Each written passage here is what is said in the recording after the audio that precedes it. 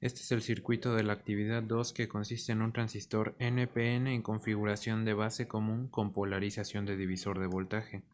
En nuestro caso utilizamos un transistor 2N3904 y ahora procederemos a medir las variables eléctricas de interés. Primeramente mediremos los voltajes en el emisor, base y colector y finalmente el voltaje colector-emisor.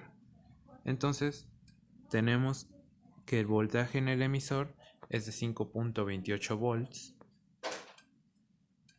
el voltaje en la base es de 5.92 volts y el voltaje en el colector es de 12.67 volts.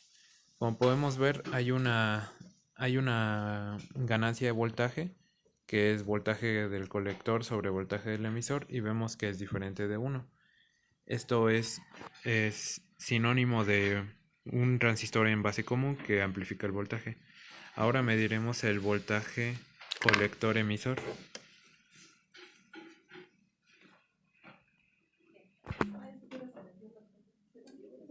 El voltaje colector emisor es de 7.39 volts, que coincide aproximadamente con los cálculos de 7.4. Y por lo que podemos ver, así hay un pequeño desfasamiento. Es debido a las corrientes de la base que no son en la práctica 0 amperes.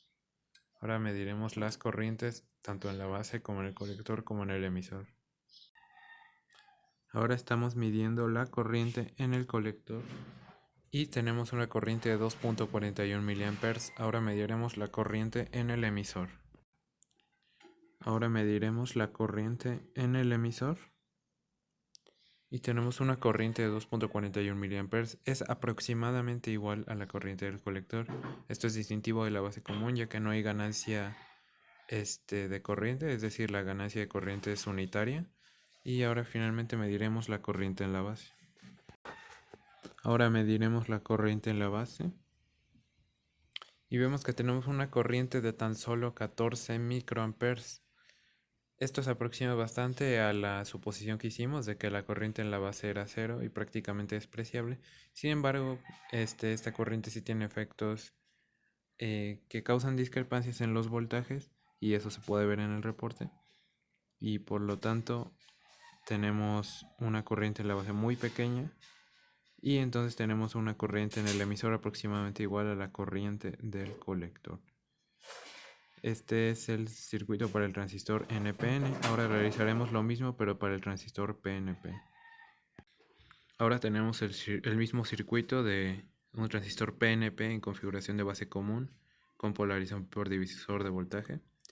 Y ahora mediremos las variables eléctricas nuevamente. Comenzaremos primero por los voltajes. Entonces primero medimos el voltaje en el emisor y vemos que tenemos un voltaje de menos 7.77, un voltaje en la base de menos 8.44 y un voltaje en el colector de menos 11.56. El hecho de que los voltajes sean negativos nos indica que estamos trabajando con un transistor PNP. Ahora mediremos el voltaje colector emisor y vemos que es de menos 3.78 volts. En este caso estos voltajes se aproximaron de mejor manera a los previstos en los cálculos teóricos. Algo distintivo de los transistores PNP a su contraparte NPN es que las polaridades de los voltajes y las corrientes son opuestas. En este caso, como podemos ver, los voltajes tienen polaridades opuestas y de hecho también podemos observar que la fuente de 15 volts está polarizada de forma opuesta. Esto para lograr polarizar directamente la unión base-emisor e inversamente la unión base-colector. Ahora realizaremos las mediciones de las corrientes en la base colector y emisor. Ahora mediremos la corriente en el colector primeramente y como podemos ver tenemos la polarización del amperímetro como si fuera un NPN. Esto es así a propósito para observar que las direcciones tienen el sentido contrario. Como podemos ver tenemos menos 3.54 mA, que el signo menos indica que la corriente va en sentido contrario a como iría en un NPN.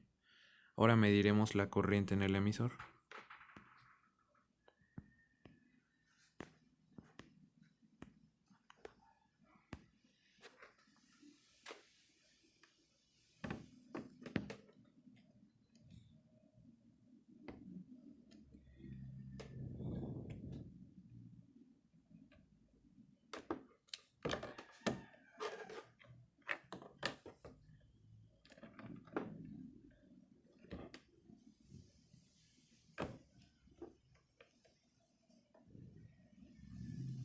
Ahora tenemos la corriente en el emisor y vemos nuevamente que la corriente es negativa, menos 3.53 mA. Como podemos observar, tenemos una ganancia de corriente de nuevo prácticamente unitaria, distintiva de la configuración de base común.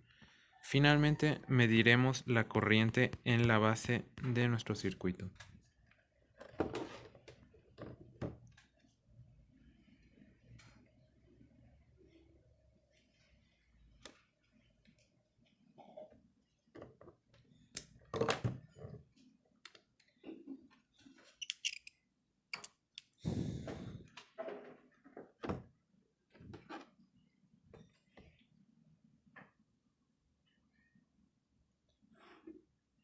Y ahí vemos que estamos midiendo la corriente en la base y vemos que tenemos un valor de tan solo menos 8.4 microamperes, de nuevo prácticamente despreciable, entonces nuestra suposición es prácticamente viable. Otra vez notamos la inversión de signo debido a que la corriente en la base es contraria en un transistor PNP a un transistor NPN.